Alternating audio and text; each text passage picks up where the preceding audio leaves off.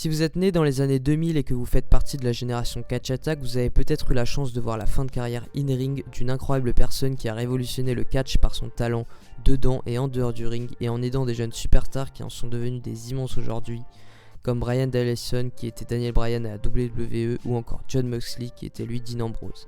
Et j'ai nommé William Regal et aujourd'hui je vais te raconter son histoire. Darren Kenneth Matthews est né le 10 mai 1968 à Cotsall en Angleterre et a été entraîné par le célèbre catcheur Marty Jones. Matthews y fait ses débuts dans un ring de catch à l'âge de 15 ans dans des fêtes foraines dans la région de Blackpool, ce qui aura un impact pour son clan qu'il formera lors de son passage à l'AEW, le Blackpool Combat Club.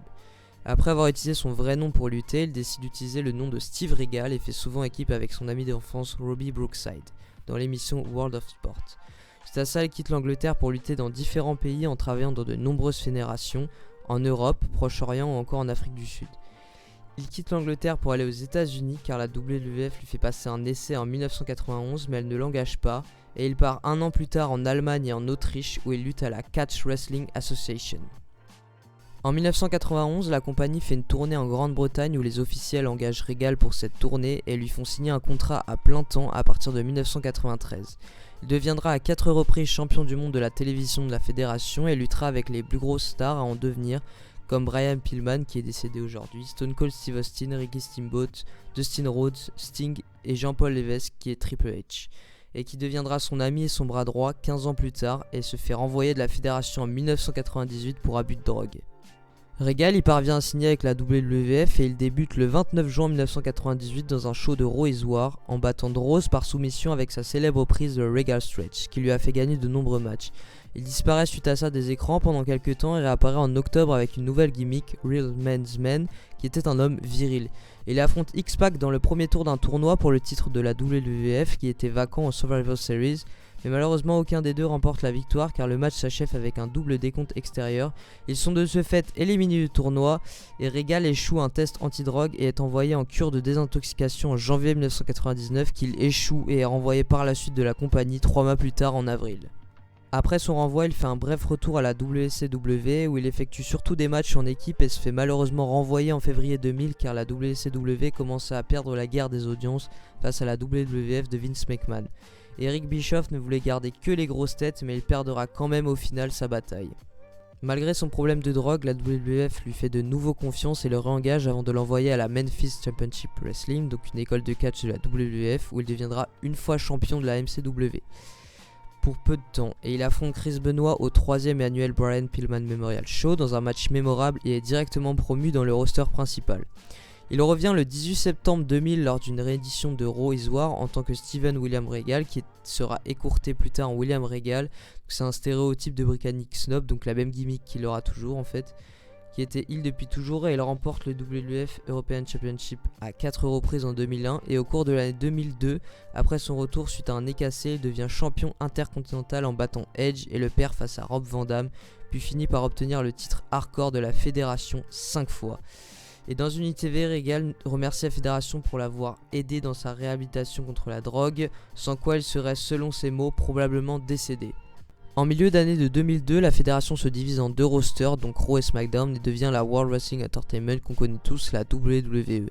Regal, lui, il est transféré à Raw par Ric Flair et forme une alliance avec Molly Holly où il gagne ses matchs avec un point américain et finit finalement par rejoindre le clan de Un-Americans créé par Christian qui était composé de Lance Storm, Christian, Test et plus tard Chris Jericho.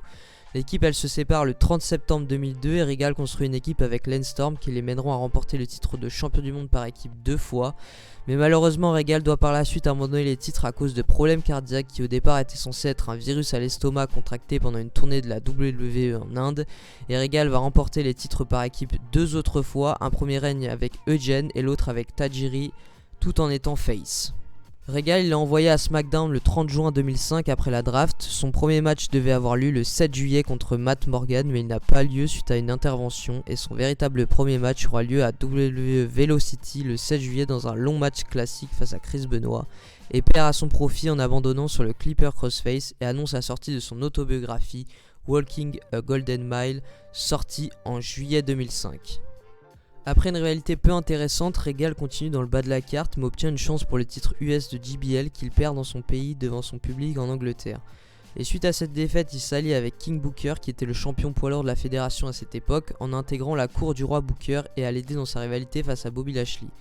Il joue le rôle de son annonceur public pour le King of the Ring 2006 qu'il remporte face à Bobby Lashley à Judgment Day 2006 et il fait occasionnellement des matchs en équipe avec un autre membre de la cour, Finlay, et sont aussi en rivalité pour le titre US que Finlay conservera et suite à ça Regal est adoubé par King Booker et devient Sir William Regal. Il quittera la cour du roi après sa défaite face à Chris Benoit à No Mercy 2006 en frappant King Booker après que ce dernier l'ait traité d'inutile. Regal est drafté à Raw le 17 juin 2007 et fait son premier match à WWE Heat qu'il remporte en battant Super Crazy. Et le 2 juillet, il devient manager intérimaire de Raw en remplaçant Jonathan Coachman et intègre le merveilleux Beat the Clock pour déterminer qui affrontera John Cena pour le WWE Championship à The Great American Bash. Le 6 août, il devient officiellement le nouveau général manager de Raw après avoir remporté une Battle Royale et un mois plus tard, il est suspendu pour violation du programme antidopage mais revient le 21 avril tout en restant manager général et remporte le King of the Ring 2008 en écrasant tous ses adversaires un à un. S'ensuit une petite rivalité avec Mr. Kennedy qui trouve que Regal abuse de ses pleins pouvoirs et Vince McMahon apparaît et les implique tous les deux dans un match sans disqualification où le perdant est viré. Mr. Kennedy remporte le match et Regal est viré de son poste de General Manager et Vince McMahon reprend les rênes et cette défaite était en réalité qu'une excuse pour cacher la suspension de 2 mois pour non-respect des règles de bien-être de la WWE, c'est-à-dire qu'il était mauvais dans les vestiaires. Le 3 novembre, il remporte une Battle Royale à 9 hommes pour devenir le nouvel aspirant numéro 1 au titre intercontinental de Santino Marella et il remporte son premier titre intercontinental la semaine suivante chez lui en Angleterre le 10 novembre 2008. Regal y défend une première fois son titre face à CM Punk le 5 janvier 2009 et il perd son match par disqualification et du coup garde son titre. S'en suivra une petite rivalité de 2 affrontements au cours de 2 semaines suivantes de Raw et le 12 janvier il gagne de nouveau son match par disqualification suite à un coup bas accidentel de Punk et s'affronte dans un dernier match sans disqualification le 19 janvier et Regal perd son titre face à Punk dans un excellent match que je vous conseille de voir et Regal tente de regagner son titre mais Punk conserve lors de la revanche le 9 février. Suite à la perte de son titre, il tente de capturer le titre US à Extreme Rules 2009 dans un Fatal 4-Way et Kofi Kingston, l'actuel champion, conserve son titre. Le 29 juin, il est drafté à la ECW et est déclaré le 11 août challenger pour le ECW Championship détenu par Christian, mais perd le match lors de SummerSlam 2009 en 8 secondes. Ce qui le pousse à former une équipe avec Vladimir Kozlov et Ezekiel Jackson et remporte un match simple contre Christian, ce qui lui permet de l'affronter pour le titre à Breaking Point. Mais il perd aussi le match. Et il obtient une nouvelle chance le 10 novembre chez lui en Angleterre mais échoue et Christian affronte Ezekiel Jackson à ECW Homecoming et Ezekiel remporte le titre après l'intervention de William Regal pour l'aider. Il fait une apparition à l'Elimination Chamber 2010 où il annonce qu'il va coacher Ryback à la place de MVP pour parler du nouveau centre de développement de la WWE qui est NXT qui remplace la Florida Championship Wrestling, donc la FCW d'où vient Roman Reigns, Seth Rollins et Dean Ambrose, mais Edge lui porte un spear pour l'interrompre. Après la fermeture définitive de la ECW, il revient à Raw et remplace MVP pour coacher Ryback lors de la saison 1 de NXT.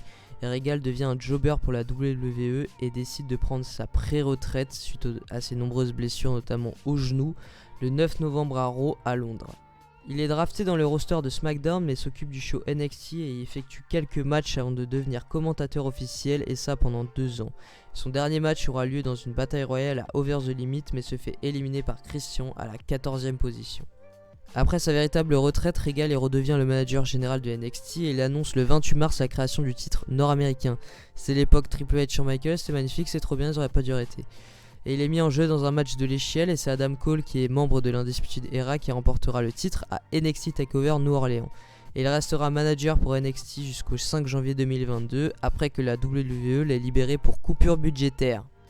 Après s'être fait renvoyer de la WWE, il fait son grand retour dans le monde du catch à AEW Revolution dans la compagnie All Elite Wrestling qui est un peu la rivale de WWE créée par notre copain Cody Rhodes et il intervient pendant le match entre ses 2 anciens élèves Bryan Danielson et Jon Moxley, Dean Ambrose et devient leur manager. Un mois plus tard, il recrute une jeune star, Wheeler Yuta, et construit son clan, le Blackpool Combat Club, que je vous ai dit précédemment dans la vidéo. Et s'ensuit une rivalité avec le clan de Chris Jericho, The Jericho Appreciation Society. Et le 26 juin en pay-per-view AEW X New Japan Pro Wrestling Forbidden Door, il recrute Claudio Castagnoli, anciennement Cesaro à la WWE, et son clan parvient à récupérer 3 titres, AEW Champions pour Jon Moxley, ROH Champions pour Cesaro, ROH Pure Champions pour Wheeler Yuta. Il les conserve quelques mois et les titres ROH sont perdus au profit du clan de Jericho. MJF, qui est le nouveau chouchou de la AEW, qui est le heel suprême de la compagnie, il affrontera Jon Moxley pour le titre AEW, managé par William Regal, du coup le 19 novembre à Full Gear, et effectue un heel turn sur son poulain Jon Moxley en prêtant son point américain de toujours à MJF, qui lui permet de le mettre KO et de devenir le nouveau champion AEW. Et le mercredi suivant le pay-per-view, il vient au ring aux côtés de MJF et se fait assommer par ce dernier, ce qui marquera la fin de son clan et son départ de la compagnie. Et on sait maintenant que Regal y reprendra ses fonctions en coulisses à NXT en janvier 2023 et pourra ainsi entraîner son fils qui est une fraîche recrue dans le roster de NXT. Mais par contre Tony Khan, le dirigeant de AEW, lui a demandé de ne pas apparaître à la télévision pendant 1 an. Voilà, j'espère que la vidéo vous a plu, n'hésitez pas à liker, commenter et aimer. Et je vous remercie de m'avoir écouté et intéressez-vous vraiment à la carrière de Regal parce qu'elle est vraiment à la hauteur de tout. Si vous connaissez aussi Jamie Noble qui vient de prendre sa retraite d'ailleurs, c'est un petit peu la même chose. Ils ont aidé de nombreux catcheurs à créer des stars maintenant, donc Jon Moxley, Bryan Danielson, Cesaro, etc. Donc vraiment intéressez-vous à ces matchs, il a une technique, il a une aura, son micro, ce mec est magnifique, je l'adore. Donc n'hésitez pas à suivre ça et vous abonner, patati et patata. Et je vous dis salut, à la prochaine. War Games!